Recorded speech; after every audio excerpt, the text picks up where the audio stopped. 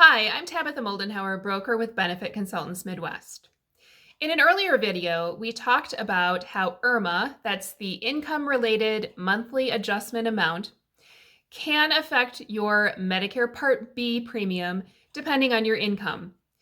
IRMAA also affects Medicare Part D prescription drug coverage costs. Most people don't have to pay this amount. However, if your income is above a certain limit, you'll pay an extra amount in addition to your Medicare Part D plan premium.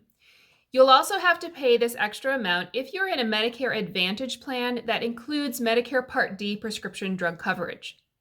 The chart here lists the extra amount by income level that you would be responsible to pay. Social Security will contact you if you owe a Part D IRMAA based on your income.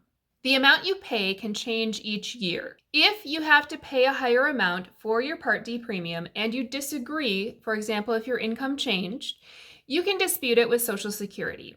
I will link the form that's necessary to dispute that with Social Security in the description below this video. Just like the Part B IRMAA, the Part D IRMAA is also based off the income reported on your tax returns from 2 years ago. Medicare Part D prescription drug coverage is not offered through Medicare itself. This is coverage that you purchase from private insurance companies. If you owe an income-related monthly adjustment amount, that amount is not paid to the insurance company. Instead, that amount gets paid to Medicare itself. You can choose to have this amount deducted from your Social Security payment, or you can choose to receive a bill from Medicare. If you do not pay your Medicare Part D prescription drug plan IRMAA, you can be disenrolled from your Medicare Part D plan. Even if your employer pays for your Medicare Part D prescription plan premium, if you owe an IRMAA charge, you still